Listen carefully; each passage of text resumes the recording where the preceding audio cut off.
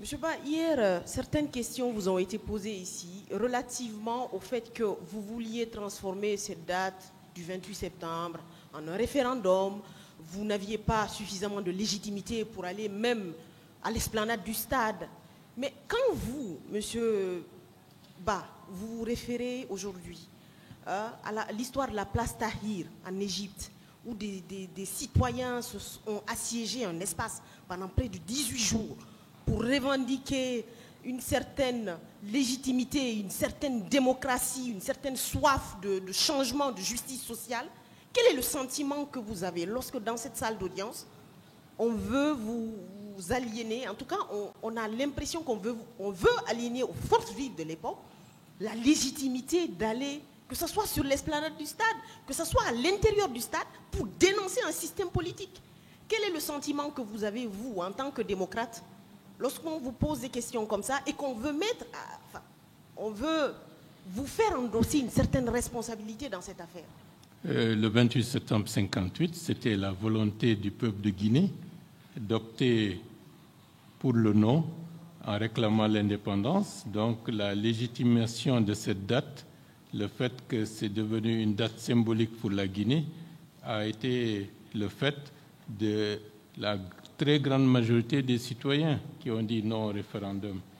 Et nous n'avions pas les moyens d'organiser un référendum avec des bulletins de vote, mais l'organisation d'un vaste rassemblement était en commémoration de la date du 28 septembre 1958, une autre forme de référendum pour dire que nous sommes contre la dictature et nous voulons la démocratie. Donc si je vous suis bien, vous aviez le droit, vous, en tant que Guinéen, en tout cas les forces vives dans leur ensemble, de donner à cette date du 28 septembre le contenu ou en tout cas la couleur que vous souhaitiez parce que vous étiez des citoyens. Vous en aviez le droit. C'est tout à fait normal. Chappeville, mars 1960, des simples citoyens sud-africains ont marché contre l'apartheid. Ils ont été abattus et jusqu'à présent, cette date est une date commémorative de la lutte du peuple sud-africain contre l'apartheid. Et les autorités actuelles post-apartheid consacrent à cette journée de lutte et des martyrs de Chappeville toute leur importance. Et nous aussi, ceux qui sont tombés le 28 septembre 2009, ce sont des martyrs qui ont donné leur vie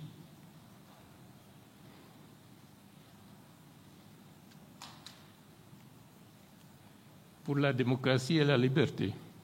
Oui, je vous sens ému là, monsieur Ba, et je pourrais peut-être dire que le droit à la désobéissance civile, ça ne commence pas par la Guinée, monsieur Ba. Et je pense que c'est un continuum de combat et de lutte, et que cette lutte, d'ailleurs, elle se perpétue dans le temps et dans l'espace, et qu'on ne peut pas figer une date juste pour des désirata politiques, juste pour faire plaisir à des hommes politiques. Nous avons redonné une autre dimension historique et une autre forme de continuité au 28 septembre 1958. Et c'est cela qui se perpétue, 28 septembre 1958, 28 septembre 2009 et 28 septembre 2022, dans le cadre de la lutte contre l'impunité dans notre pays. Le même processus. Donc cette date est devenue, pour l'immense majorité des gens, un rendez-vous de la Guinée avec son histoire et son avenir. Merci, monsieur Ba. Monsieur Ba, vous avez subi des menaces de mort au moment où vous étiez censé accéder à ce qu'on appelle le droit à la santé dans l'hôpital Ambroise Paré.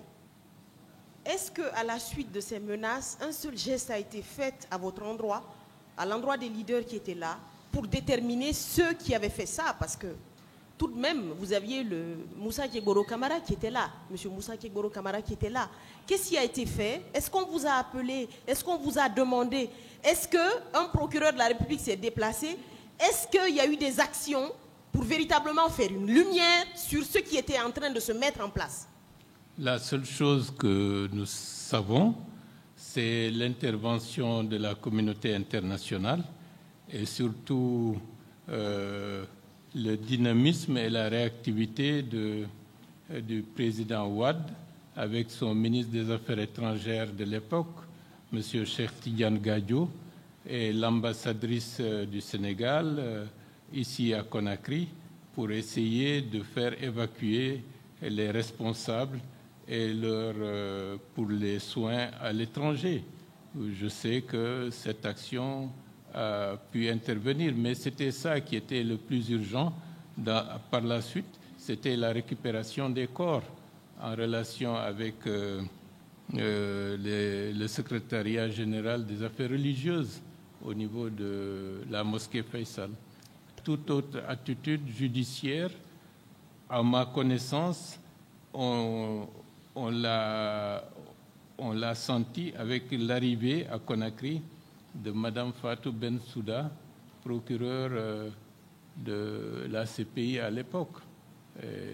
C'est à ce moment-là que des questions concernant l'aspect juridique ont été posées. Ok, M. Ba. M. Ba, à l'époque, est-ce que dans le cadre des forces vives ou du parti politique auquel vous apparteniez, est-ce qu'il y avait eu des dénonciations? Parce qu'ici, à la barre, on a quand même eu le premier responsable du CNDD qui est venu nous dire qu'il n'était pas au courant que les leaders avaient été agressés. Il ne savait pas que les gens étaient agressés dans les hôpitaux. Alors qu'il était en train de se mettre en place tout un système de répression systématique. Donc, est-ce qu'à ce moment-là, vous avez, dans vos souvenirs, vous vous rappelez que des plaidoyers ont été faits, ou en tout cas il y avait une communication qui était faite, qui était ardue sur le fait que les citoyens étaient en danger et que vous-même vous étiez en danger? Je ne me souviens pas, et il y avait une méfiance exacerbée vis-à-vis de tout ce qui était les représentants de l'État à ce moment-là. Il y avait une déviance, vous dites? Disons une méfiance. Une méfiance. Et donc, même les hôpitaux, les gens avaient peur de s'y rendre. Il y a des blessés qui ont préféré utiliser d'autres systèmes pour essayer d'avoir les soins. Des femmes violées ont essayé de se perdre dans la nature. Tout cela s'est passé. D'accord, M. Ba. M. Ba, il y avait une tragédie qui était en cours, qui était là. On était dans un truc qui était horrible. Et au même moment, on a des vidéos du capitaine Moussa Dadis Camara à l'époque qui avait le temps de faire des bains de foule et qui narguait un peu en disant les faux leaders, cette communauté internationale qui aurait envie d'envoyer une force d'interposition. Après le drame, lui, il avait le temps de faire des bains de foule et on le filmait dans ces attitudes-là. Qu'est-ce que vous en pensez, vous, M. Ba? Avec tout le temps qui est passé, 13 ans après, vous êtes aujourd'hui là, vous avez expliqué ce que vous savez de ces événements. Vous avez eu peut-être des échos de ce que lui, il a dit ici. Il dit aujourd'hui que ce n'est plus les leaders le problème, c'est plutôt sa garde rapprochée, notamment Toumba Diakité et d'autres personnes au sein de la hiérarchie militaire qui ont fomenté un complot. Alors qu'à l'époque, c'était vous le problème. Avec le temps, qu'est-ce que vous pensez de cette manœuvre-là, qui consiste à dire aujourd'hui que finalement, ce ne sont plus les leaders qui ont fomenté tout ce complot, mais c'est plutôt principalement l'ancien président de la République, Alpha Condé, M. Toumba Diakité et le général Konaté. Ça ne dédouane pas, bien évidemment, la responsabilité de ces personnes-là. Mais venir dire aujourd'hui ça, alors que nous, on a écouté le capitaine le jour même du 28 septembre, dire que ils ont envoyé les enfants à l'abattoir. Qu'est-ce que vous en pensez? Pour rester la première affirmation, notamment au lendemain du 28 septembre 2009, après la tragédie et ces massacres, la meilleure attitude qui devrait sied au chef de l'État, c'était une attitude de compassion et de solidarité vis-à-vis de toutes les victimes et de décréter un deuil national pour montrer l'engagement total de l'État et la condamnation ferme de ce déferlement de violence sur les citoyens. Vous parlez de la posture qu'il aurait dû avoir et qui n'a pas été la sienne, M. Ba. Oui. Okay. M. Ba, je vais peut-être vous poser une avant-dernière question. avec toute la fragilité de notre système démocratique, M. Ba, qu'est-ce que vous ressentez, M. Ba? Est-ce que vous ressentez toujours une certaine forme de colère quand vous pensez que, en réalité, ces événements-là, c'était un meeting politique? Ce n'était même pas des manifestations où les gens marchaient. C'était un meeting politique où on a organisé à huis clos des assassinats, des viols à ciel ouvert. Quel est votre sentiment, M. Ba, quand vous repensez à ça? C'est-à-dire que notre quête de lutte perpétuelle de la démocratie dans notre pays, le fait qu'on soit venu fusiller, c'est-à-dire en direct, des Guinéens, tout simplement parce qu'ils n'étaient pas d'accord avec un système politique, qu'est-ce que vous en pensez? Est-ce que vous ressentez de la colère, de la douleur, ou tout simplement vous vous sentez dans un sentiment d'impuissance, quelque part? Bon, j'avoue que je n'ai pas un sentiment de colère. Peut-être de par ma position singulière, je connais l'histoire tragique de ce pays.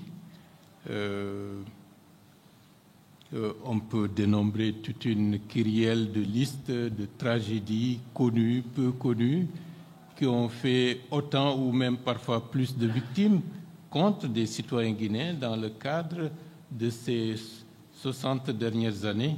Donc, la seule chose que je pense par rapport à ça, c'est que la quête de la démocratie et de la liberté est pavée de beaucoup de sacrifices.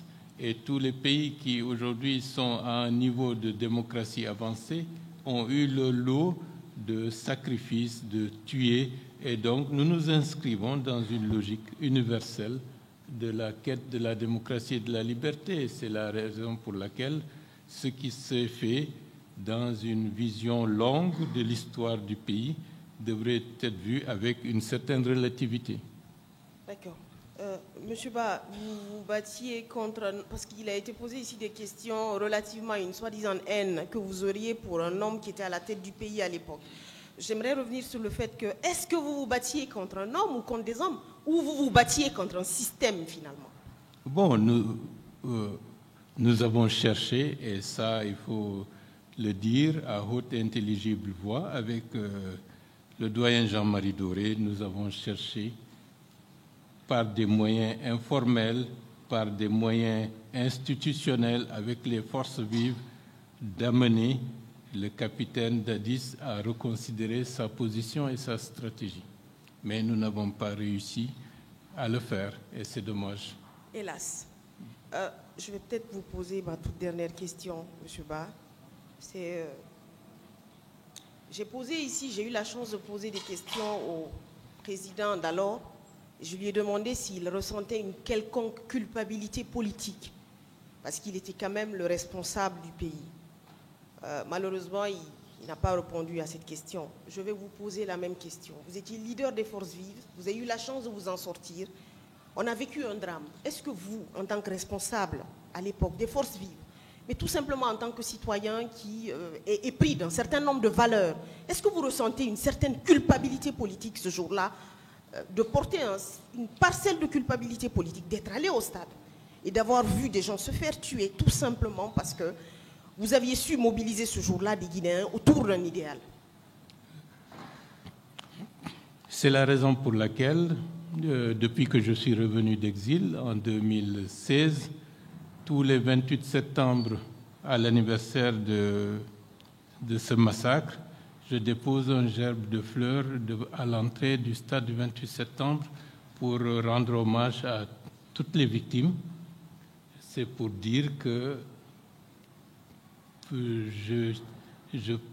j'ai conscience de ma responsabilité morale en tant que président de la commission d'organisation, en tant que leader des forces vives nationales de l'époque, et le fait que nous avons été entendus, écoutés, et l'appel de se retrouver pour la manifestation avait reçu un tel écho, je me sens, de ce point de vue, solidaire et ayant ma part de responsabilité morale vis-à-vis de toutes les personnes qui ont disparu, qui sont blessées. Et je dis et je redis, si nous savions qu'il y avait un complot ourdi contre les forces vives pour perpétrer ce massacre, quelles que soient les circonstances, nous aurions annulé la manifestation. Je vous remercie, M. Ba. Merci. Ben, merci. Monsieur Camara, moi je ne serai pas longue parce que depuis ce matin, vous avez reçu beaucoup de questions. Je n'ai rien compris, madame. Je dis je ne serai pas longue. Je ferai en sorte d'être très courte dans mes questions. D'accord, Parce madame. que depuis ce matin, on vous a posé beaucoup de questions. Oui, je suis militaire. Monsieur Camara, est-ce que vous aviez un bureau au camp Alpha Yaya? Oui, madame. Je vous dis parce que j'ai bien envie de replacer le contexte des événements du 28 septembre, qui sont un contexte où des personnes ont été séquestrées quelques jours après, les jours qui ont suivi, au niveau du camp. Est-ce que vous aviez connaissance que des Guinéens, des citoyens guinéens ont été arrêtés et séquestrés là-bas? Non, madame, parce que je n'ai aucune idée par rapport à ce que vous dites. Vous n'avez aucune idée? Absolument pas du tout. Pourtant, nous avons des personnes qui disent que par votre canal, par le canal de d'autres personnes, elles ont été emprisonnées et séquestrées là-bas pendant des jours, soumises à des tortures. Donc, vous n'avez jamais eu connaissance de ça? Pas du tout, madame. Vous avez dit tout à l'heure à ma consoeur qu'au moment où vous sortiez, vous essayiez de sauver les leaders du stade, vous avez croisé des gens qui couraient. Quelle était l'ambiance? Parce que vous dites que vous n'avez vu personne, personne n'était blessé, il n'y avait pas de mort, il n'y avait pas de femmes violentées devant vous, mais vous voyez des gens courir quand même. Mais quelle était l'atmosphère? Était-ce une atmosphère de sécurité? Les gens étaient en sécurité dans ce stade? À votre humble avis, M. Camara. Madame, merci. J'espère que ce n'est pas question-réponse. Hein. Donc, je vous dis simplement que lorsque vous attendez que ça tire dans un stade, ou dans un quartier, ou dans un marché, l'atmosphère, on ne demande plus. L'atmosphère, c'est qui sauve qui peut. Donc, moi, j'ai vu ceux qui couraient, et ils venaient, on se dépassait sans leur demander. Moi, je rentrais en courant, comme je l'ai dit tantôt. Et miraculeusement, au grand hasard, ces personnes qui couraient, vous n'avez vu personne blessé, vous n'avez vu de sang sur personne. Si je voyais quelqu'un blessé, je l'aurais pris. Franchement, je vous le promets. Parce que je sais qui je suis, je sais ce que j'ai pu faire ce jour-là. Donc, si moi je voyais quelqu'un blessé, je l'aurais pris, le mettre au même moment, c'est-à-dire dans la même voiture que les leaders. Je lui ai dit que je n'avais plus de place, il était obligé de donner ma place à ces leaders. Je vous le concède, M. Camara. Donc, vous, ce que vous avez vu, c'était un mouvement de foule. Et ce mouvement de foule a certainement provoqué la mort de plusieurs personnes. Vous n'avez vu rien de tout ça. Parce qu'on parle quand même de 157 personnes tuées. Et certaines personnes sont tombées, d'autres se sont bousculées, d'autres sont mortes par asphyxie. Il y a énormément de choses à dire là-dessus. Vous avez vu des gens courir, il n'y avait pas de mouvement de foule. J'ai fait une mission instantanée. Et quand je suis rentré, comme je l'ai dit tantôt dans ma déposition, je n'ai pas pris le temps à l'intérieur du stade. Quand j'ai vu Dalin, M. Dalin, je vais dire, et les autres là, je pense que c'était ma mission. Parce que, vous savez, j'étais obligé de replier parce qu'ils étaient déjà blessés. Est-ce qu'il y a eu des morts après? Je n'avais pas l'idée et je n'avais vu ni corps ni blessés. Si je l'avais vu, surtout les blessés, je l'aurais pris. Ok, M. Camara, je vous le concède. M. Camara, vous dites que sur instruction du président du CNDD, à l'époque, vous êtes retourné voir le président du CNDD qui vous a donné pour instruction de ramener les leaders qui étaient blessés au niveau de Ambroise Paré. C'est ça, si j'ai bien compris. Je vous ai dit oui, que ce n'est pas moi seul. C'était avec Komara qui a reçu l'instruction. Je suis parti, on est parti ensemble. Oui, mais la personne concernée ici, M. Camara, je vous aide. Non, c'est moi qui ai envie de vous aider parce que la personne qui est concernée ici, c'est vous. Vous êtes inculpé de plusieurs chefs d'accusation. Vous êtes ici devant un tribunal criminel, vous comparaissez en tant qu'accusé. Vous dites que vous êtes parti, qu'on vous a donné des instructions d'évacuer ces personnes-là dans la clinique, oui ou non? Est-ce que vous avez compris le cheminement? Bon, les gens étaient déjà si vous voulez m'aider à comprendre, ce serait peut-être intéressant. Madame, je vous fais comprendre, s'il vous plaît. Les gens étaient déjà en lieu sûr. Il était question d'aller le prendre où ils subissaient leurs soins primaires pour les envoyer dans une clinique, comme vous connaissez, Flamand Neuf quand même. Vous connaissez à l'époque Ambroise Paré et Pasteur, et à ses frais, à lui, prendre les gens, tous partout où ils sont, pour les envoyer là-bas à ses frais et sécuriser les endroits. C'est ce que j'ai pu faire avec Komara et Koutoubou Sano, et l'endroit a été sécurisé jusqu'au lendemain. D'accord. Tout à l'heure, depuis ce matin, vous avez dit beaucoup de choses, mais moi j'ai retenu un passage, je crois que je l'ai même noté, où vous expliquez que vous avez demandé aux médecins qui étaient au camp Samori, c'est ça, hein? C'est le camp Samori, si je ne me trompe pas, de faire en sorte qu'il n'y ait aucun homme en uniforme là-bas. Ça voudrait dire que ce jour-là, les hommes en uniforme étaient un vrai danger pour les citoyens de ce pays? Je n'ai pas dit dans ce sens. Ça veut dire qu'on était dans un climat tel que ces hommes en uniforme ont été capables de faire du mal à des personnes blessées dans les hôpitaux? Non, madame, je n'ai pas dit dans ce sens. Sinon, ces militaires, avant le 28 septembre, vivent avec les citoyens. Qui n'a pas logé dans un quartier? Quand vous dites que la présence des hommes... Non, moi je n'ai pas dit dans ce sens. J'ai dit, et puisque moi-même j'ai reçu des coups, j'ai été encerclé quelque part, et je me suis échappé dans tout ça. Je vais mettre les gens là à un lieu sûr. J'étais obligé de donner des consignes qu'à part les médecins, que personne n'avait le droit de les visiter. Dans un pays normal, a-t-on besoin de donner ce genre de consignes? Maintenant, moi je vais juste revenir sur vos propos. Vous dites, je leur ai dit de ne laisser aucun homme en uniforme rentrer ici. Vous dites également que vous avez transporté les leaders politiques à Ambroise Paré une première fois, mais que vous avez été confronté à des hommes qui ont voulu leur faire du mal là-bas. Donc je veux comprendre. Vous dites également ici que vous n'avez pas dit ça dans ce sens. Qu'est-ce qu'on doit comprendre en définitive de ce que vous avez envie de dire, monsieur Kamara? Vous voulez que je vous donne des explications claires? Acceptez, ne me coupez pas alors, écoutez, je vais vraiment vous aider. Oui, vous m'avez toujours aidé, moi je vous aide maintenant. J'ai dit que quand je suis arrivé à Ambroise Paré, et puisqu'on m'a empêché que les leaders puissent subir leurs soins là-bas, je suis remonté dans la voiture et j'ai remis ces Outalins dans la voiture. Nous sommes repartis vers la ville. Je peux vous arrêter une seconde? Non. Qui vous a empêché à ce qu'on soigne les leaders là-bas? Je l'ai tantôt dit. J'ai bien dit que c'est les hommes de Toumba et Toumba lui-même. Toumba lui-même était à Ambroise Paré, il vous a empêché. Je pense que ce n'est pas la première fois que les gens entendent. Les leaders l'ont dit toujours. Et je le répète ici. D'accord.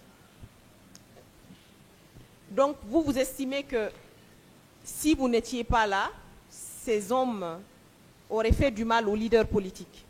C'est ça? Je ne savais pas son intention, mais du fait que de tenter de nous empêcher de le traiter, ça sous-entend beaucoup de choses.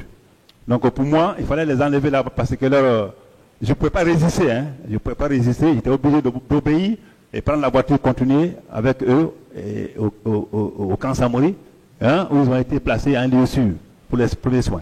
Monsieur Kamara, j'ai quand même un problème de raisonnement. Je vais revenir là-dessus. Ça va être ma dernière question, ma toute dernière question. C'est... Vous dites que sur instruction du président du CNDD, vous avez ramené les gens dans un hôpital où ils seraient mieux traités. Mais vous dites également que vous êtes allé au stade sans instruction du président du CNDD, c'est ça? Non, vous confondez tout. Non, pas du tout, monsieur. Vous êtes un homme en uniforme. Madame, et les hommes en uniforme, en général, ne fonctionnent que sur les instructions. Laissez-moi vous éclairer la partie. Certainement, vous ne l'avez pas compris. Je vous éclaire la partie. J'ai bien dit que je n'ai reçu aucun ordre. Et ce jour, je n'étais pas sorti pour une mission quelconque. Je quittais mon bureau.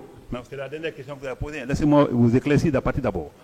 Je quittais mon bureau, je partais en ville, à mon domicile à Dixie d'ici. Où chaque matin, j'y passe pour faire prendre un peu le bain, chercher à déjeuner comme d'habitude et repartir. C'est en ce moment-là, c'est sur ce trajet que j'ai vu ces foules-là, comme je vous ai expliqué. Et pour l'esplanade du stade, vous avez compris. Je n'ai reçu aucun ordre de capitaine d'Addis, mais ce qui est sûr, quand tout s'est passé comme ça, je suis remonté de faire le constat de ce que j'ai vu Et j'ai vu d'autres personnes là-bas. Et le constat là, comme tout le monde était là, j'ai dit, expliquer à tout le monde, il était là, j'ai dit, mais écoutez, les leaders, il était déjà informé qu'il y avait certainement pris les gens, il a dit que les leaders ont été, tel, j'ai cité les gens, ont été mis à ma voiture, je les ai envoyés à un lieu sûr, au camp Samori. Ils ont des instructions là-bas, je les ai dit, la session est difficile, aucun militaire n'a le droit de leur fréquenter. Parce que jusqu'à preuve de contraire, à partir du moment où ils étaient dans ma voiture, à partir du moment où j'ai cheminé avec eux pour les mettre là-bas, ils étaient sous ma responsabilité. Donc, pratiquement, c'est à ce niveau-là qu'il a dit au Premier ministre Komara, au ministre des Affaires religieuses, d'aller vers ces leaders avec moi pour leur dire qu'ils demandent à ce que ces gens-là aillent, qu'on les accompagne à la clinique Pasteur à ses frais, aux frais du président. Et cette première notre mission a commencé. Je suis parti avec le Premier ministre Komara, le ministre et le secrétaire général de la Ligue de Koutoubou Sano. Les gens ont été vraiment pris à ce niveau. Ils ont été amenés à la clinique Pasteur. Et c'est voyez. Et le Komara a été clair, il a dit que c'est aux frais du président. Et j'étais chargé de sécuriser l'endroit jusqu'au matin, ce qui a été fait. Donc, si je comprends bien, ouais. vous aviez besoin ouais. des instructions du président pour faire soigner les gens, mais vous n'aviez pas besoin de ces instructions pour aller au stade. Je vous remercie. Est-ce qu'avant d'aller au stade, on était ensemble?